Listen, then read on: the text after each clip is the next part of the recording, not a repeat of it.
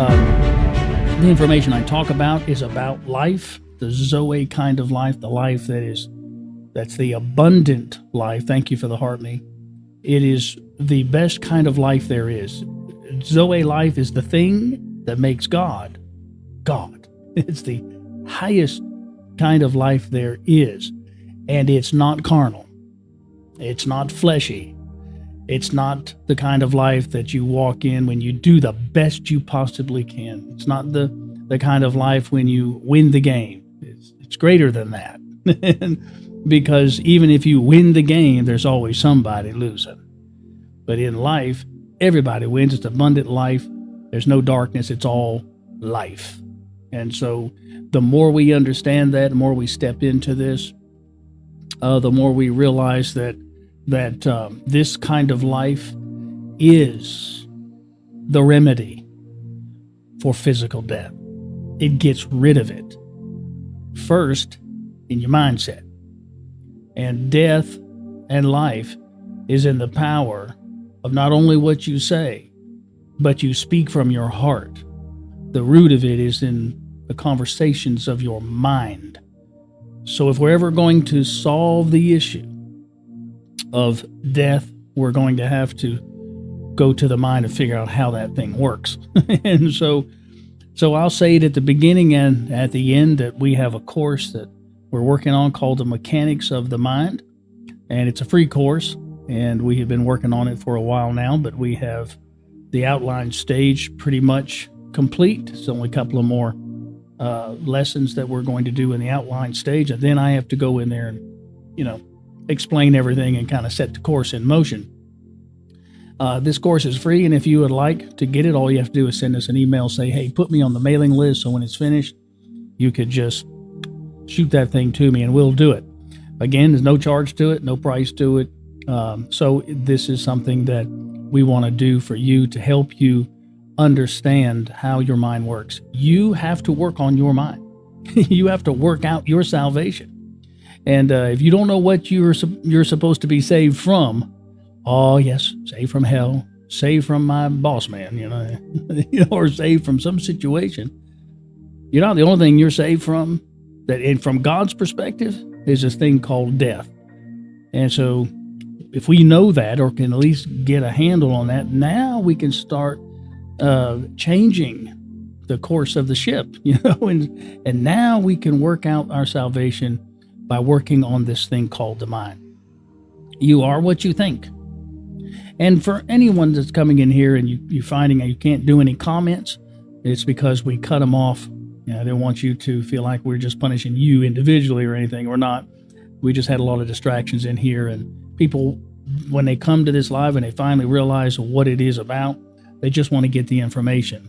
And this information doesn't need the distractions of all the silly comments. Not that all of them are, but a lot of them are, and kind of distract everybody.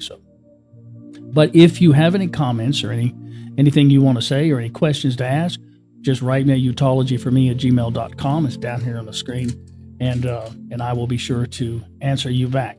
So you definitely want to get on that mailing list for this course because it will help you.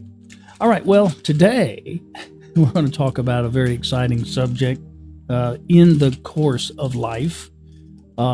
And we'll probably have some of this in the course, but go ahead, baby, you can open them up. And so, as you didn't want to make any noise, I don't care. It'll be fine. So we'll have some of this in the course. We're going to be talking about what vanity is, and in the mindset of Solomon from the book of Ecclesiastes. We're talking about vanity and what Solomon, King Solomon, who was the wisest man of his era, what he saw.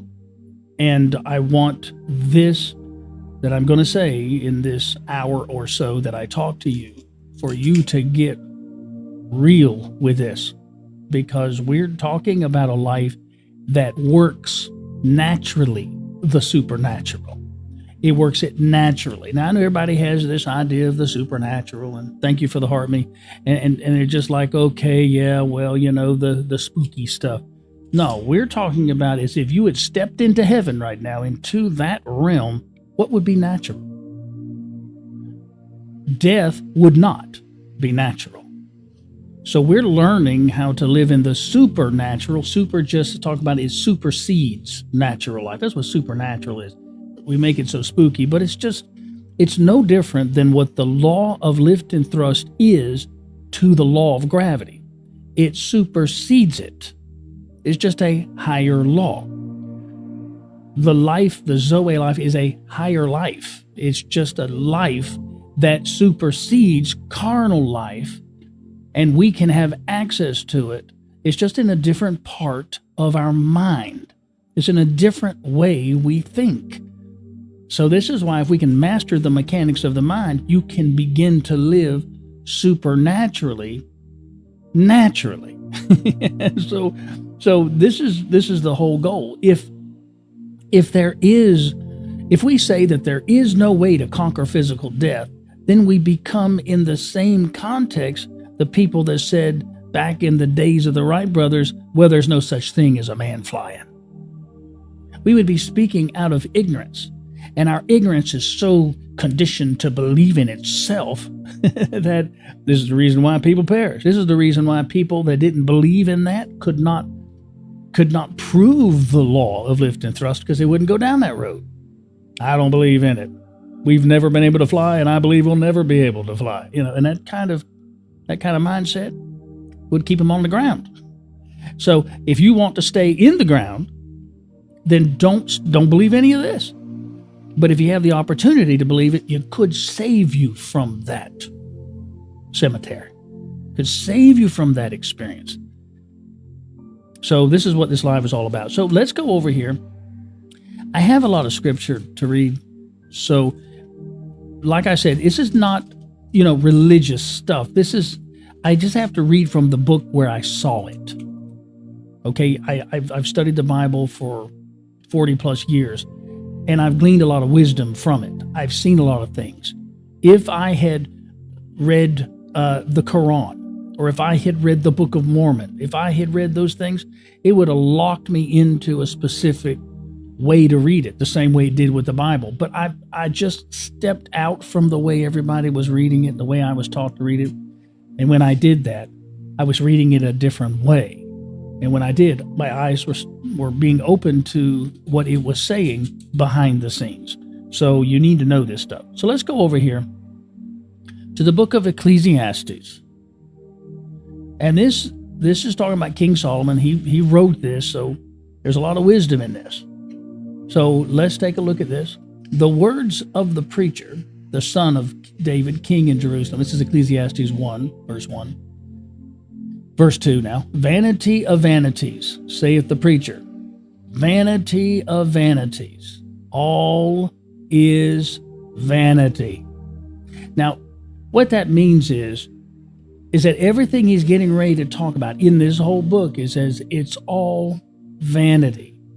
In other words, a lot of it'll be in vain that he's talking about in his book. It's what's the point? It's all in vain. Keep that in mind. It's all vanity. Okay, you're going to need to know that when you start reading some of this. Okay, so what profit hath a man of all his labor? He is putting that in the category of vanity. That's important, because it's speaking of a specific way that a man thinks. Okay? So what profit hath a man of all his labor, which he taketh under the sun?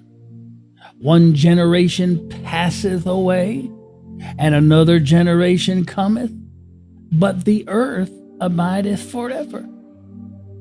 So in other words, in the context of what he's saying, that a man takes his labor, he profits in his labor, and it's vanity. One generation passes away with the same mindset that his labor is what he was meant to do, to work and make a living and survive and do everything like, the ant before you does, and the ant before that, and the little ant before that one, they work so hard.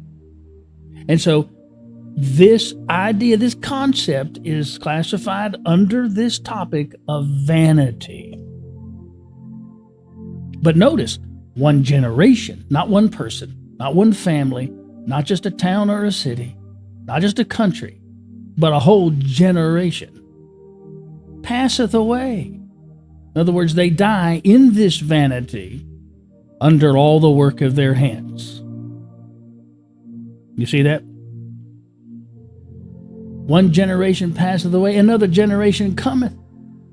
To do what? Well, continue the same vanity, the same process. If a man won't work, he won't eat. You see, it's not just about the work. I'm just saying in this, what we have deemed as being the right way of doing things, because of the way we've been trained through our physical senses, King Solomon is saying it's vanity. There's something about it that is in vain. Why do this? Well, that'd be in vain to do that. It's not changing anything. That kind of thing. Verse 5, the sun also ariseth, and the sun goeth down, and hasteth to his place when he arose. Now I want you to see that. The sun rises and the sun goes down. That's going to be important to understand how that fits in the context of a man's labor and the things that he does. All the rivers run into the sea, yet the sea is not full. Unto the place from whence the rivers come, thither they return again. It's like a cycle, like a loop. Like I just explained about one generation passeth, another generation comes. They're all doing the same thing. And out of a generation, you may have a few thinkers that think beyond the loop. And they are the ones that make certain changes in the earth, certain changes that happen. Verse 8, all things are full of labor. Man cannot utter it. The eye is not satisfied with seeing, nor the ear filled with hearing. The thing that hath been is that which shall be, and that which is done is that which shall be done. And there is no new thing under the sun. Or you could say, under the administration of what is being done through the context of what the sun is doing. It's rising and it's setting. It's rising and it's setting. In the morning you rise. In the evening you go to bed. You understand what he's saying? There's this concept in our mind that's a loop with all of us. We get up, we put our clothes on, we brush our teeth, or we do whatever, go through the motions. At the end of the day, we take our clothes off, get into bed, and do the same old thing over. And one generation comes, one generation.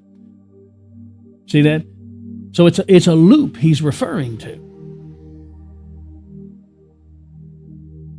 So the thing that hath been, in other words, this loop that has been, it is that which shall be. Well, the loop will continue. And that which is done is that which shall be done. There's no new thing under the sun. So under the same course of thinking, how could you expect anything to change? Because it's all done the same thing. It's just a loop. I call it a loop of poop. Just kind of the same thing. You want to write that down. It might minister to you when you start looking at your life going, am I doing the same thing I've been doing for all this time? Is there anything whereof it may be said, see, this is new? Yeah, it's called this broadcast. It's called this teaching. It sounds weird, but it sure is new. It's new to my mind. I never heard this stuff before. It hath been already of old time, which was before us. So in other words, the things that I talk to you about, you can live and not die. You can have victory over physical death. It might sound new to you, but it's from an old program. You've already been wired for it. You see, it's just a new discovery, but you're already wired for it. Said, there is no remembrance of former things, neither shall there be any remembrance of things that are to come with those that shall come after. So let me go over here to the next one here. Ecclesiastes chapter 1, verse 13, verse 18. And I gave my heart to seek and search out by wisdom concerning all things that are done under heaven, or done under the sun. This sore travail hath God given to the sons of man to be exercised therewith. See that? God gave us the power to labor with our hands so that we could exercise this power. God gives us power to get wealth, and that's going to be determined on your quality and your quantity of time and service into this system by which you have experience. And you know, if you know how to flip a burger good enough, well, then pretty soon you'll be the master of the grill. You know, it's just constant. Whatever you do and get better at, and you do this and you loop this and you get experience in that, you get better at in God, that's a gift. You know? And so we exercise that. But the Bible talks about you also exercising your senses. You see, when we exercise our senses, you see, then we become proficient at what we understand every day through our senses. So we understand that if I work a certain job and only make a certain amount of money, then through my physical senses and the knowledge I have of exercising it, I won't earn enough money to pay for my bills so I can have a life. So it's all kind of in that loop of poop there, you know, limitations of the way a man thinks and processes everything under the sun. He said, I have seen all the works that are done under the sun. They keep saying under the sun for a reason. And behold, all is vanity. All that he's mentioned. But not only the labor of a man's hands, but everything that his physical senses could comprehend and to bring analysis to, where he could analyze the things that were under this sun or under this system by which man appoints himself and then judges himself and measures himself and then competes with himself and everyone else. And he says it's all vanity. Now you got to understand that this was not, Solomon was not just a man that said, well, I'll tell you one thing, I just feel like, you know. He was a thinker. He thought. He pondered. And he drew from within him as where the wisdom came from. And he began to see things that this system under the sun could not reveal. And our carnal mind is subject to this system under the sun. Remember, the sun rises and the sun sets. There's a system in that. And so he said, everything done under the sun is vanity. In his estimation, everything he said, what good does it do? You wake up today and everything's going fine. By the time you go to bed, everything is rotten. And man has no sense of control, so it's all vanity. He can't change anything because nobody has brought to the equation of how to change anything, so it's all vanity. Everybody's just in this loop of, well, how do you handle this situation? Well, how do you handle that? Well, when I was young and I had that situation, I handled it like this.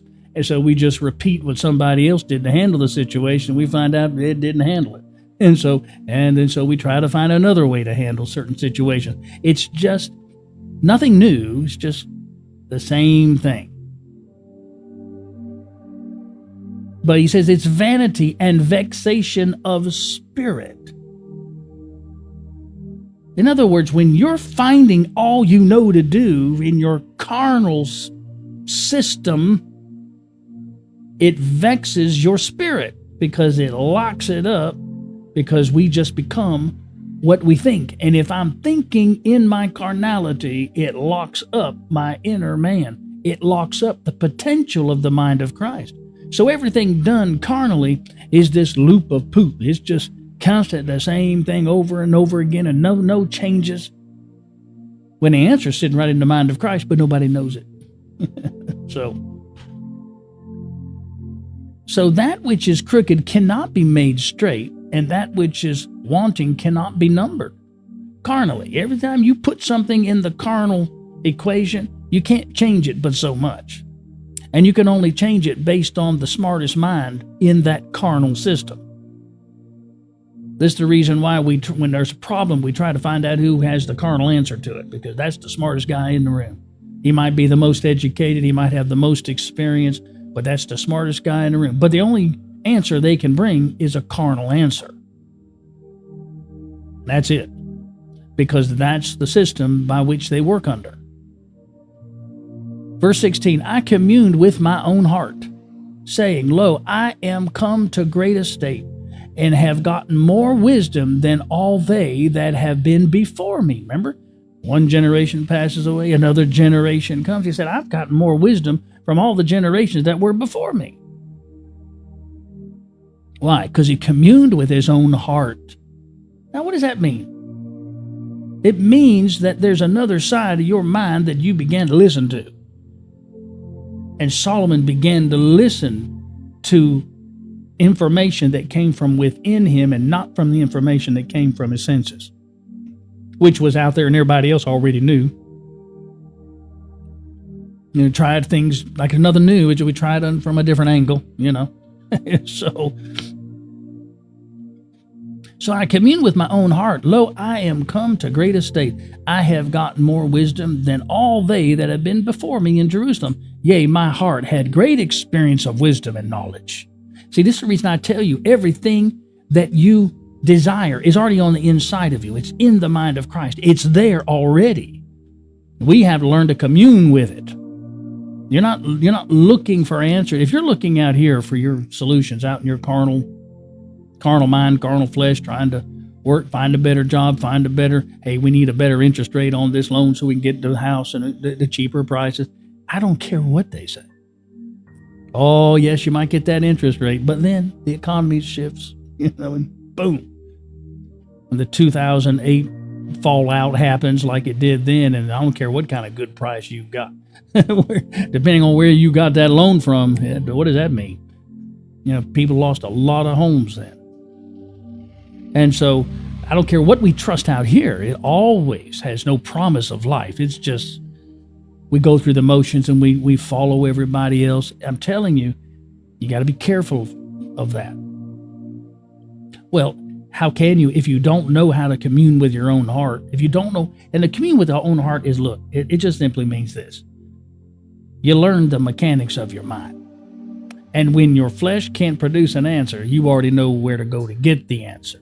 If you don't know the mind of Christ and how to work the mechanics of the mind, then you're stuck in this loop of poop and ain't nothing you can do about it. And everything you do, everything with the work of your hands, everything will come to naught. It'll be vanity to you. It'll be in vain. It'll seem like you've worked hard for 30 years. Or get right down to the last part of it. You're getting ready to retire in another year or so, and then they'd let you go. And then you're stuck, already feeling because they let you go that you failed. They hand you a severance package and whatever, your 401k, and then hopefully that'll be good, and it's never enough. So I'm just saying, it's all vanity. You can't trust it. You can't rely on it, which is why the Bible said, trust in the Lord with all your heart. See, in other words, where's the Lord in your heart? Well, it should be in the mind of Christ, where the life is. And if you can learn to trust in your own mind of Christ and how it operates, well, then you find this that Solomon found. You realize something that most humans know nothing of. You find your peace to start with. Verse 17, and I gave my heart to know wisdom and to know madness and folly, to know the difference. Wisdom is the ability to discern difference between the wisdom of life and the folly. the wisdom and power in the mind of Christ compared to the folly, the vanity, the running on the treadmill carnally and not getting anywhere, having no promise of life over here. And I gave my heart to know wisdom and know madness and folly. I perceive that this also is vexation of spirit. So when you start finding the wisdom of God, you just realize, man, the vexation of spirit is people are trying to find the wisdom of God in all the wrong places. When you find out that most people are trying to find the wisdom of God through religion, see, that's vanity and it's vexation of spirit because you never do find it. Seeking it that way, carnally, or going through the motions in religion, see, that's still carnal. It's vexation. It never gets you to where you really understand. Verse 18, for in much wisdom is much grief, and he that increaseth knowledge increaseth sorrow. Now, catch what he's saying here. He's saying, now, it's wonderful to tap into the wisdom of life. To see the answer is wonderful. But then in the same moment, you have to also realize that everything you have thought, everything you have been taught has been vanity. And that's where the sorrow is. It's like, I can't change when I get this wisdom because I would have to lose everything I gained over here. And that's why when Jesus was approached by the rich young ruler and he said, I've kept all the commandments. Jesus said, okay, good. Go and sell all that you have and give to the poor, and then come follow me and find riches in heaven. And he left with great sorrow.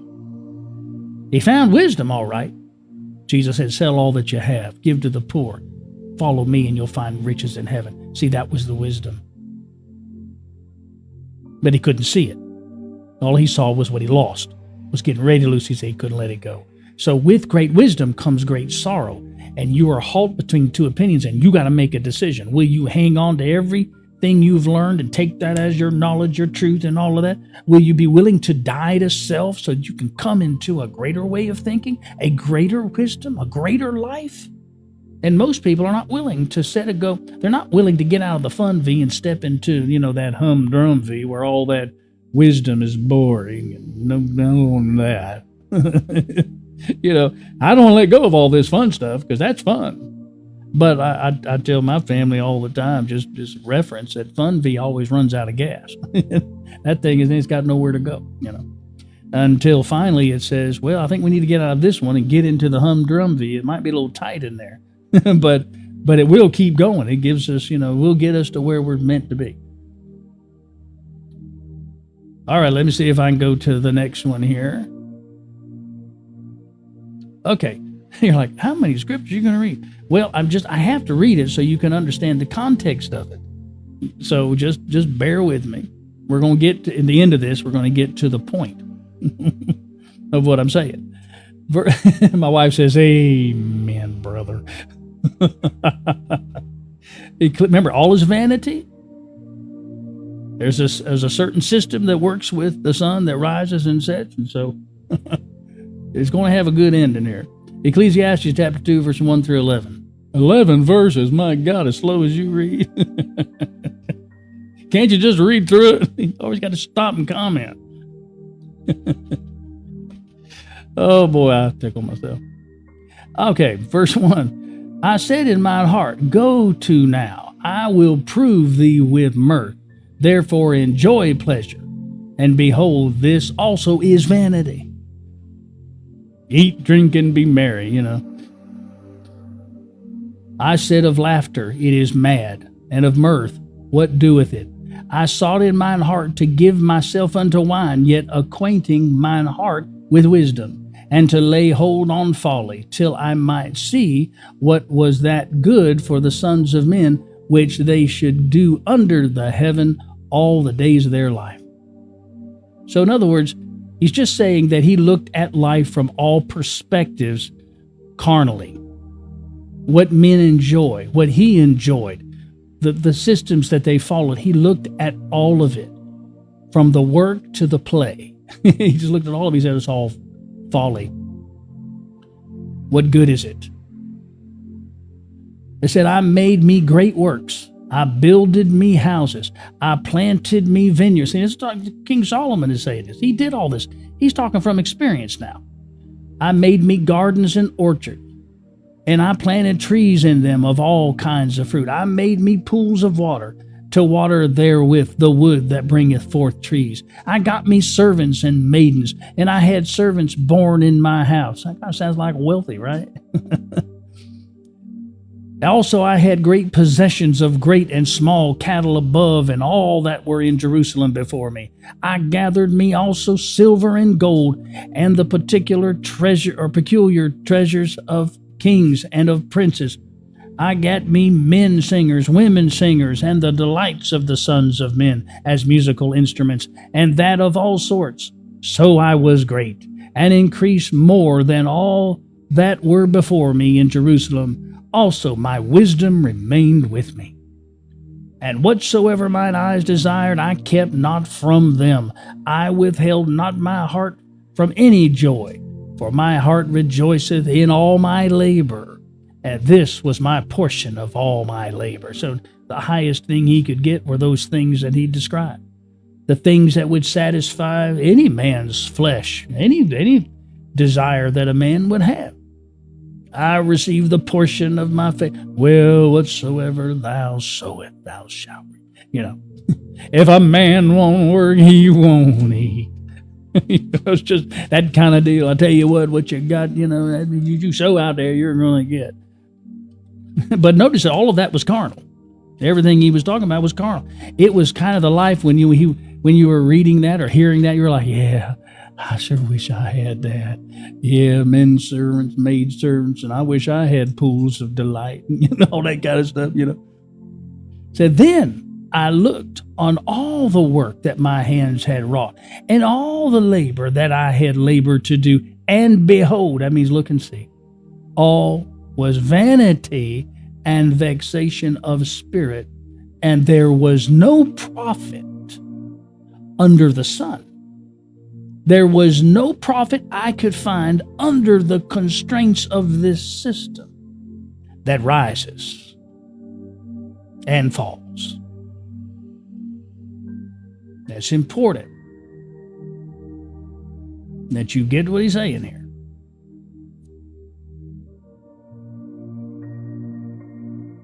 Continue with it, verse 17. Therefore, I hated life, because the work that is wrought under the sun, again, he keeps saying that, is grievous unto me. For all is vanity and vexation of spirit. In other words, no matter how hard you work with your hands, or you work in your carnal mind, it never, ever gets you to what your heart really is crying for. I don't care how far you reach, how high the ladder of success you climb, it's still going to be a vexation to your potential that you haven't quite yet discovered, but it's still crying out to you. This is the smartest man, I'm telling you, man. You better listen to this, because all that is done under the sun, we're going to package this thing up. It's going to come out to be very simple, because everybody's probably feeling like, well, man, you're telling me everything I'm doing out here is wrong. No, I'm just saying you got the choice to do it. But I'm telling you what the end result's going to be. It's not going to get you to where you're going to conquer this thing called death. It's still going to lead you in the same thing. So when you're on your deathbed, you're looking back at this stuff, and this is what I'm saying. It's all vanity. It was all in vain. What was it for? Yea, I hated all my labor which I had taken under the sun again, because I should leave it unto the man that shall be after me. Everything. Oh, yes, look at my house. Yeah, well, when you die, whose house is it? Can't take it with you, right? It's not really your house. Don't pay your taxes, your land taxes and your house tax, home tax. Don't pay that and see who really owns it. They come take your house. You don't really own it. You think you do, but you don't. And who knoweth whether he shall be a wise man or a fool?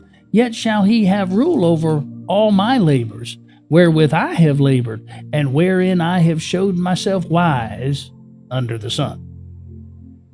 This is also vanity. So I showed myself wise in this system, that's under the sun. I was wise. I worked myself right. I did everything right. And still, in the end, it was all vanity. Therefore, I went about to cause my heart to despair of all the labor which I took under the sun. Under the sun. Under the sun. Keep hearing that. I wonder what he means when he says under the sun. I don't understand it. For there is a man whose labor is in wisdom and in knowledge and in equity, yet to a man that hath not labored therein shall he leave it for his portion. This also is vanity and a great evil. Vanity and a great evil. All this stuff done under the sun is vanity and great evil. Now you're telling me I'm evil because, I'm working this job and all that. No, I'm just saying at the end of the road, all your labors will be under this thing called the tree of the knowledge of good and evil. So even your good works, your good intentions, your good labor still falls under the sun, under this system by which it all turns out to be evil or works against you. Verse 22. For what hath a man of all his labor, and of the vexation of his heart or spirit, wherein he hath labored under the sun? For all his days are sorrows, and his travail grief. Yea, his heart taketh not rest in the night. This is also vanity. This is speaking of your Monday morning when you got to go back to work. You're like, oh God, the weekend was so good. By God, I got work all week. You see, that's that toil and that sorrow that you kind of get a taste of every week. It reminds you, Monday morning, let's get back up and do it again. Let's get involved in that loop of poop again. Let's get over this vexation under the sun. Let's get in that system by which you see that? It's all vanity. Now, if we can know that ahead of time, then we don't have to suffer 30 years and say they come to the same conclusion. We can start finding and looking for the wisdom that is a whole different system, and it's not a system under the sun. Oh boy, I tell you what, this is powerful. Will you just get to the point? All right. There is nothing better for a man than that he should eat and drink, and that he should make his soul enjoy good in his labor. This also I saw, that it was from the hand of God. See that? God said that you get a job and you work and you eat and drink and you enjoy your weekend. It's God's way of doing things. No, I think it's God's way of showing us what vanity is. And the same way when Moses came down and he had the glory on his face, and then he had the tablets of stone where the commandments are. He said, now you get to choose, and this was also from God. The stones were also from God, but it wasn't that we take and embrace it to try to prove his life through it. We'd find out it was all labor. It was all toil. It was all in vain. That even if you tried to follow and keep all the days of your life, to keep all those commandments, you'd still find out it was vanity, that you couldn't do it, that you would need another son. You'd need another, son of righteousness, capital S-U-N of righteousness. You need another system by which you can take all the vanity and bring it in and make it work for you. Everything has promise now. But this is, I'm going to get ahead of myself here. But for there's nothing better than for a man to do that. Verse 25, for who can eat, or who else can hasten hereunto more than I? For God giveth to a man that is good in his sight, wisdom and knowledge and joy. But to the sinner he giveth travail. Hold on a second. A sinner? Well, doesn't everybody work by this system under the sun? Doesn't everybody go do a job? Don't everybody go to work? Don't everybody work with their hands? Don't everybody come to the conclusion of their life is grand or it sucks by the work of their head? Would that make everybody a sinner? To be able to work that system and come to the same conclusion no matter what your education is or what it's not.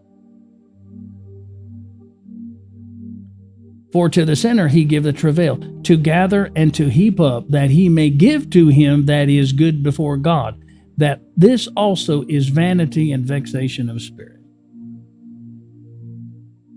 So it's that system he was saying, okay, well, I work all the days of my life and I buy my home and all of that, but I can't take it with me when I die. It just handed over to somebody that didn't earn it, didn't work for it, didn't pay for it. You see that? It's just handed over to someone else. You lose all power. It's all vanity. Vanity for the person that works and toils to get it, and vanity for the person that receives it. It's still vanity. Because the person that receives it after you is going to lose it also, as long as death is in motion. Let me see if I can. I think I got one more, the last one. I think this one might be bringing. No, that's not it either. Where is this other one at? I hope I put it in here because it wouldn't be good if I didn't. But I think I did. I think I put it in there. I hope I did. Maybe it's this one. There we go. All right. Now we're going to see this culprit. This thing that works under the sun. This thing that has been controlling every person under the sun or under the thumb of this sun. and you'll know what it is because you can see it all highlighted here. To everything there is a season. Now, this is the ultimate conclusion of what Solomon has seen. It's found in chapter 3, verse 1 through 10. To everything there is a season and a time, to every purpose under the heaven, a time to be born. Now, when he says under the heaven, he's talking about under the sun. Same thing.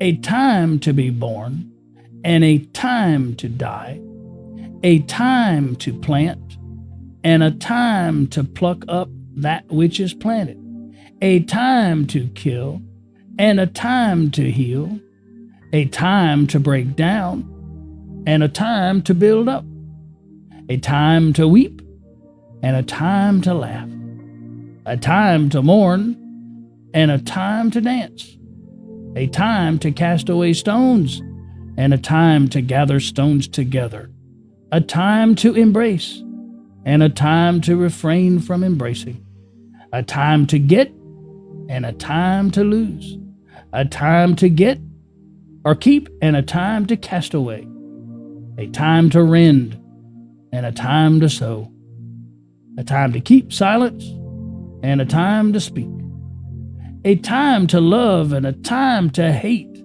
a time of war and a time of peace. What profit hath he that worketh in that wherein he laboureth? I have seen travail, which God hath given to the sons of men to be exercised in it. Now, what do you have by your bedside that you set and put in motion that gives you confidence at 10 o'clock at night that it's going to wake you up at 6:30 in the morning so you can get prepared to work? Oh yeah, that alarm clock. Because there's a time to get up. There's a time to put your clothes on. There's a time to eat. There's a time to brush your teeth. There's a time to get in the car. And there's a time to go to work. There's a time to do your job. Hey, there's a time to clock out. And then there's a time to get back in your car, a time to drop by the store, pick up a few things for dinner, and a time to bring it home, and a time for your wife or your spouse to cook it, and a time to eat it, a time to watch TV, a time to do this and that and do all you want to do, and then time to go back to bed and time to start it all over again. Kind of sounds like this loop I was talking about, right? Solomon is simply saying that when man was created, he was not bound by time. He was under a whole different system because he was the Son, capital S-U-N, of righteousness, God's way of order and right standing with his thinking. And the man was to think outside of time the same way God did. God doesn't see your alarm clock. God isn't counting your days down like he would, the sands of time.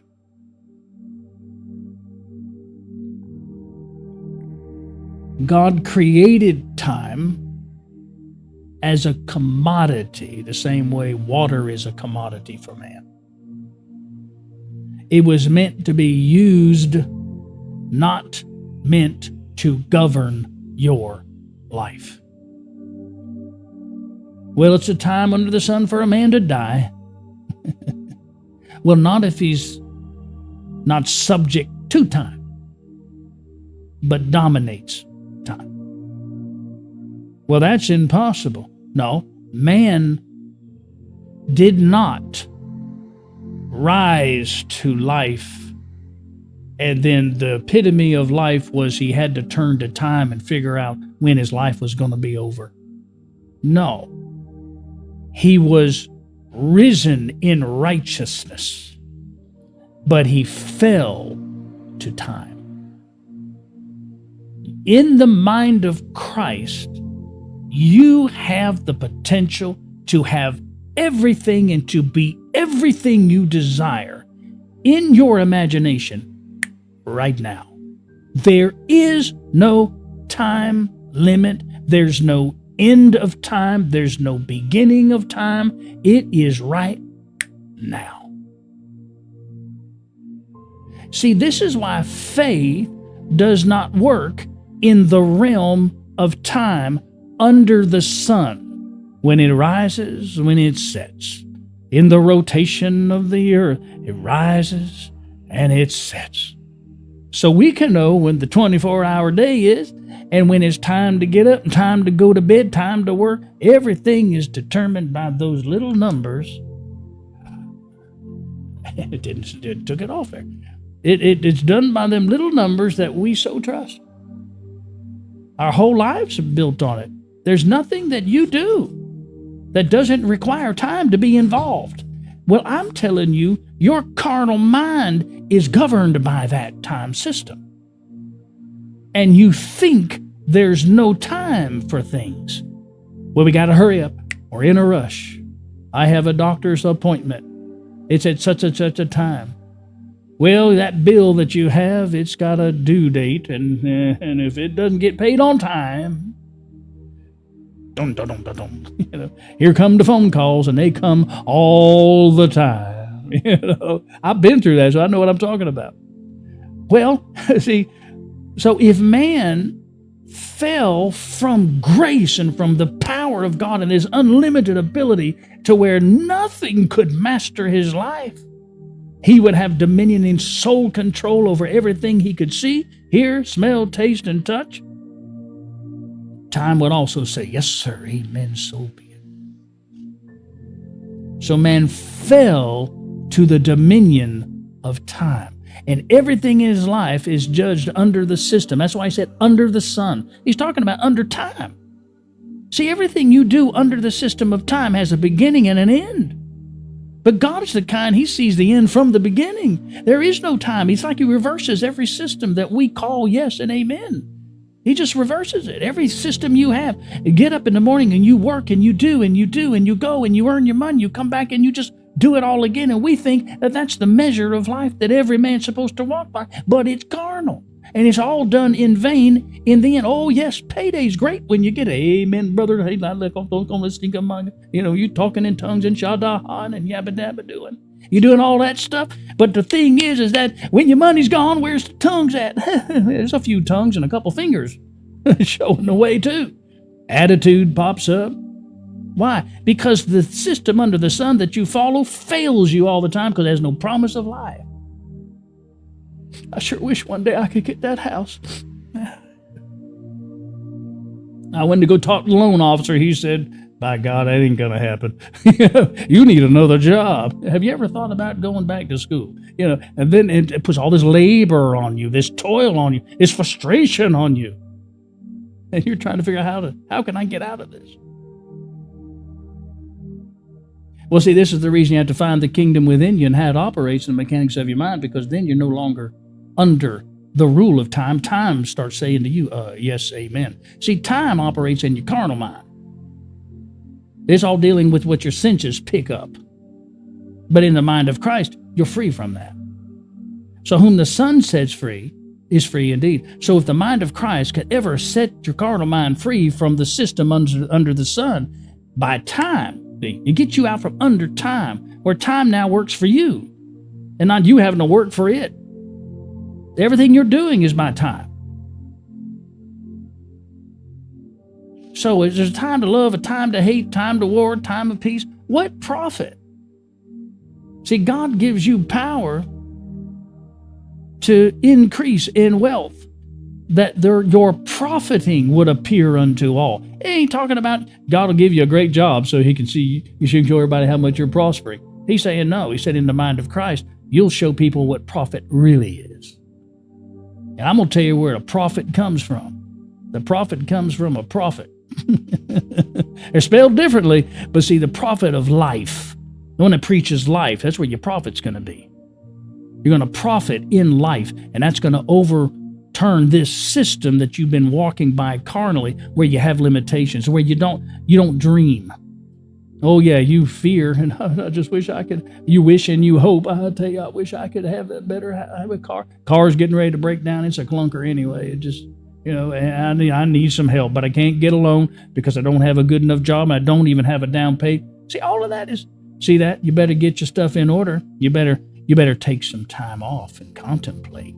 No, I need overtime. I need some time. Give me more time. I need some overtime. Come on. You see that? See, no matter how much overtime you get, it's never enough. It just wears you out. Then there's a time to die. You see that? It's a sucky system. It leaves you with no control. And that's the reason why the mechanics of the mind will help you find the control. Because you come up from under, you go from one working under the sun carnally, where that sun up in the skies, it all governs your life, your time, that watch, that clock. We got to hurry up. Got to be there on time. Everything is governing. It raises your blood pressure. You got to hurry up, especially if you're falling behind. Now you're rushing. Well, who created all of that? Well, it came from the systems that got Adam from the garden where life is, and he stepped out into his senses, and now everything created frustration. Man fell under the dominion of time instead of dominating it. Because it's supposed to be, friends, that whatever you see in your mind conquers time. You want to know how you can come out from under the rule of time? Start using your mind and your imagination to see yourself with it right now. See, faith doesn't work out here. Faith lays hold on eternal life. And faith says you have what it is you see. There is no time. As soon as you can see it, say it, and be it, it's yours. There is no time. There is no set of rules that work under the sun that can say you can't get it unless you do it this way. No, you do it God's way, and it's already yours, because everywhere you go, everything goes with you. This is the wonderful thing of the gospel. It's good news to a poor man, because it gets him out of his money, gets him out of time, gets him out of all of that stuff that says you can't, you're limited by this stuff. That doesn't mean you quit your job. It just means, hey, your boss don't have the final say. Your paycheck don't have the final say. Your dream That's where your life is. So you're not limited by what the money says. You are subjecting the money to another system under the Son of Righteousness, where there's healing in His wings. It gets us out from under all of this system. And that's what every human being is seeking for. They're not seeking to go to heaven. They just think that's what they're seeking because that's what they've been told. That as long as you're in the world, you're going to have trouble. Yeah, as long as you're worldly minded, as long as you're in the world system, as long as you're living by that, trusting in that, leaning to your own understanding, you're going to have trouble. That's what the Bible's saying. But we're thinking, see, that the preacher says, as long as we're in this world, we're going to have trouble, and so we just need to toughen up. No, there's no hope in that. You could be in the world, but not be of the world. So I could be in the mind of Christ, live outside of time. And I can have the new car, I can have the house, I can have it now. In my imagination, I can see, say, and be it, and get out from under this time thing that's literally trying to suck the life right out of you.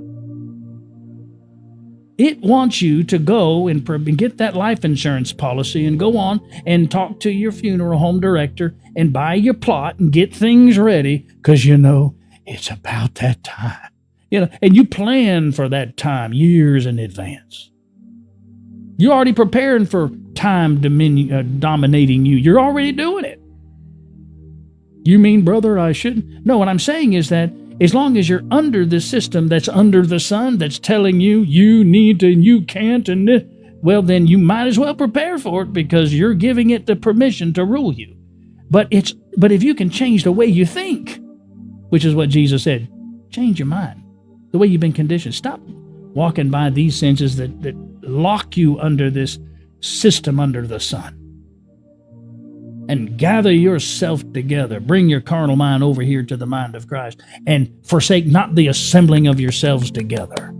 And you'll start finding out what heaven is in earth. And you'll start having a hope again. There's nothing that can stop what you can dream. But if you got to come up under or out from under that system that is always by time telling you you're not enough, you got to keep going, promises you everything will be okay. After 30 years, you're going to have this, you're going to have, and you're going to have, and by the time the 30 years go, what you've found out is that it's all suffering and toil and vanity and wears you out and your body's suffering. And in time, you get to enjoy it. Your body can't enjoy it anymore. You see, time is taking its toll on your body. But what if you could look at time and say, beepity beep beep beep. Get the blankety blank blank behind me. See, what if you had the control?